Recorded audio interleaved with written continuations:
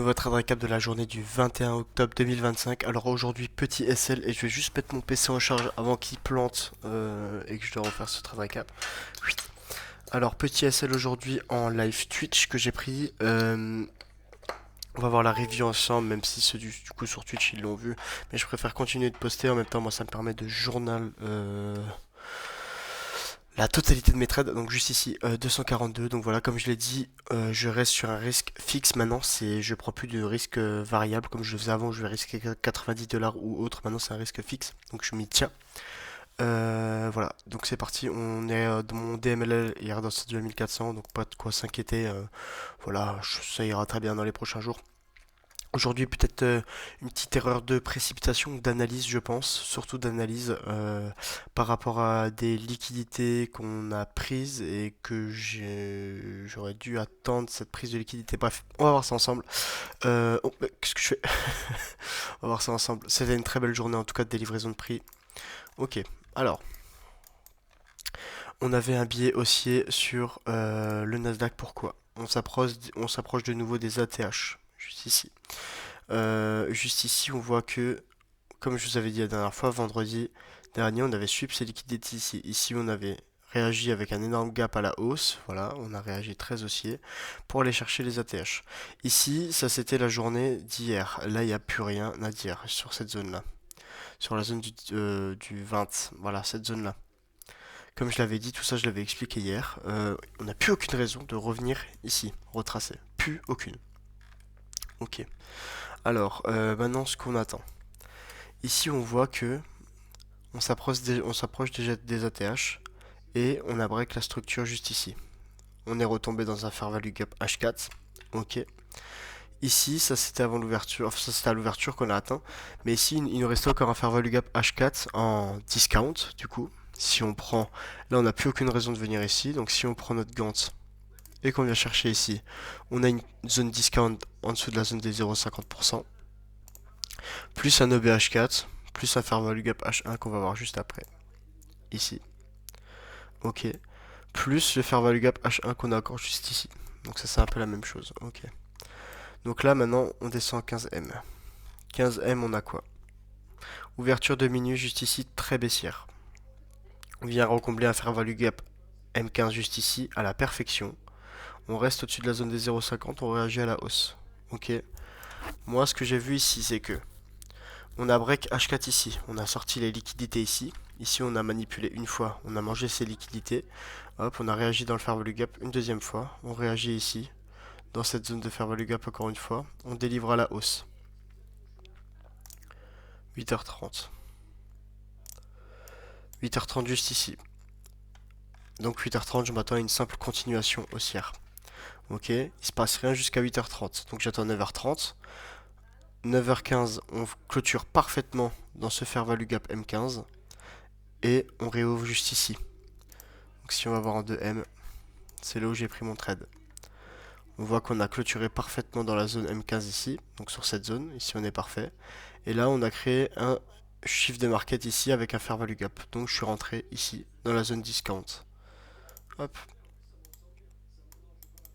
juste ici. Je vais mettre en longue. Le SL placé juste ici. Target les plus hauts ici et les plus hauts de minuit. Voilà, ça c'était le trade. Donc sorti en 1 minute, voilà, donc c'est un peu triste.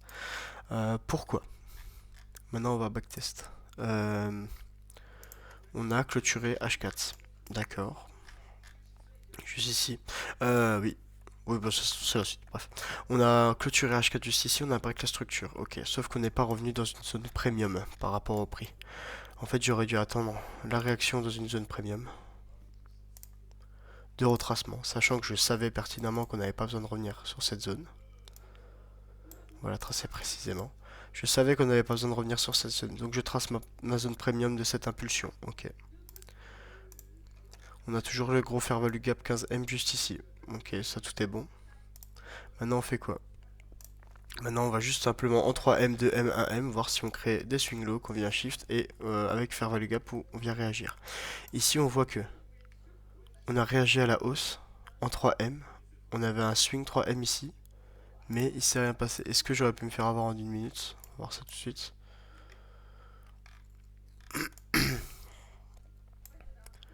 Possiblement parce qu'on avait tick juste ici la zone H4. On a shift, donc je serais peut-être rentré ici, mais je me serais fait break-even. J'aurais pas laissé mon SL. En fait, le vrai mouvement était ici parce que là, on revient justement dans la zone des 50% et dans le fair value gap H4 ici, on le bottom, on le tick, même pas, je sais même pas si on le touche précisément. On le touche à un pips. Donc là, ça aurait été vraiment propre d'attendre qu'on revienne vraiment dans le fair value gap. Donc juste ici, hop.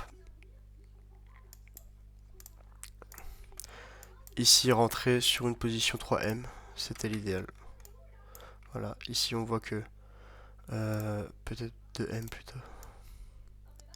Qu'est-ce qui aurait été le mieux? 1M. Ouais, 1M, ici on a le chiffre de market juste ici, qui aurait été plus pertinent. On a la réaction haussière, le vrai déplacement haussier, plus si on regarde bien le retracement, voilà, on vient retracer dans la zone de 50%. Discount avant de réagir à la hausse, juste ici. Ça aurait fait une entrée parfaite. Euh, Juste ici. SL passé sous le swing low. On vient target l'ouverture de minuit. Et là, vu qu'on est plus loin, soit on peut target l'ouverture de 9h30. C'est ce que j'aurais fait, je pense. Et on voit qu'on vient la ticker. J'aurais peut-être stressé, j'aurais un peu peur, mais on vient la ticker. Souvent, je mets pas mes TP aussi haut, je les mets souvent sous les clôtures, donc je pense que j'aurais TP. Mais voilà, ça aurait été l'idéal. Ouverture de 9h30 ou l'ouverture de minuit. Les deux, les deux zones que j'aurais tické sous cette liquidité. Là, on voit qu'on a encore à mort de basse liquidité qu'on n'a pas prise. Donc aller chercher cette dernière liquidité, c'est pas improbable. Donc voilà. 3,53 de R sur un trade dans la journée. Et puis après, on voit qu'il ne s'est plus rien passé, on n'a plus eu de mouvement, on n'a plus rien eu. Donc voilà, assez dommage sur ce trade. Peut-être une erreur de précipitation, attendre une liquidité, surtout qu'on vient de prendre cette London, cette liquidité de Londres. C'est ce qu'on a fait ici. Réagir dans le fair value gap H4, réagir à la hausse, chiffre de market 50%, on vient chercher les targets plus hauts. Un objectif, l'ouverture de minuit. Les ATH aujourd'hui, ça aurait été possible, mais beaucoup trop lointain, je pense. Sachant que le S, on y est très loin pour l'instant. Et pour le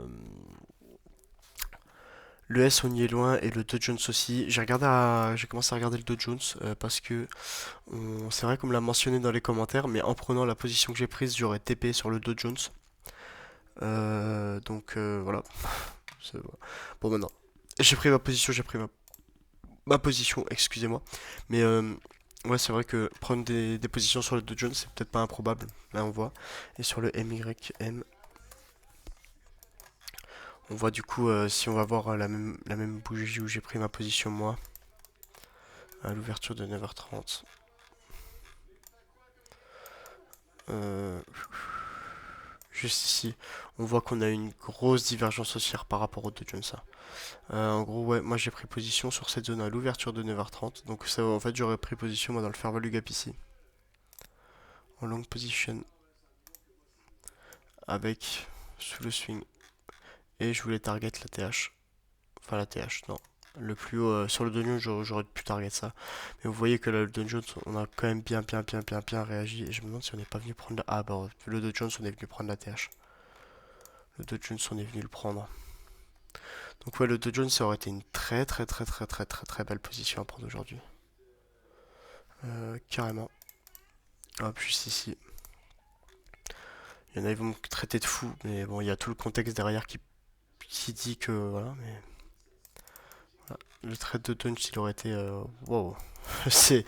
En plus, c'est au tick près, quoi. C'est vraiment toute l'impulsion de la journée, donc... sur le même principe, parce que le Dow Jones, on a les mêmes réactions, quoi. Donc voilà. À voir ce qu'on a fait, à voir ce qu'on va faire. Je m'attendais à ça, et c'est ce qu'on a eu. Bah, le Dow Jones, on a dû le prendre, c'est bien.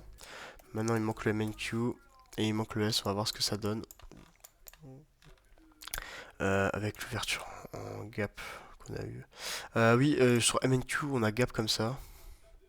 Je pense que... je sais pas pourquoi, d'ailleurs. Il nous manque en fait toute la journée d'hier.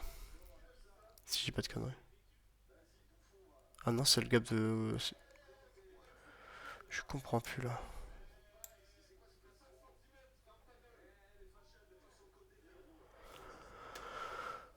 20 octobre.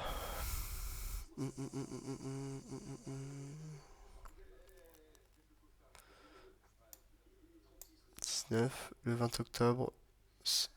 Je sais qu'il est fermé. Le 20 octobre, c'est ça. Oui, ça c'est bah, du coup le bug qu'on a eu sur le MNQ hier à cause de Topstep.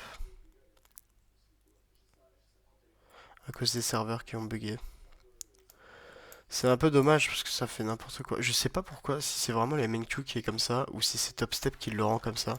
Parce que cette clôture de bougie, pas vraiment une clôture, donc je crois que c'est vraiment juste le bug. J'ai pas envie de dire de conneries. C'est pour ça que j'ai préféré trade le NQ parce qu'on a encore on a des meilleures réactions ici. Donc bref, voilà pour aujourd'hui. Maintenant ce que le Dow Jones y fait, ce que le NQ fait, c'est plus trop mes affaires, on verra demain. Sur la journée, il a eu une belle réaction, je suis content.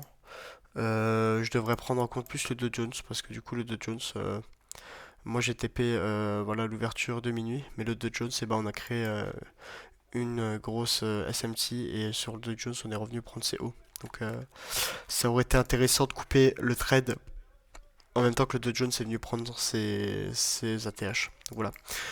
Pour le trade récap d'aujourd'hui, assez complet, je trouve. Très belle délivraison de prix. Comme dit, demain, on va voir ce que ça donne, mais je pense que ça sera très bien aussi. Journée de mercredi, journée de jeudi un peu plus prudent parce que vendredi, on aura le CPI qui sort, comme je le répète tout le temps. Donc on va voir. Et puis voilà, donc sur ce les gars, je vous fais des gros bisous. J'ai beaucoup parlé, mais là c'était super intéressant ce qui s'est passé aujourd'hui. Je vous fais des gros bisous, on se voit pour le prochain trade récap. Bye bye.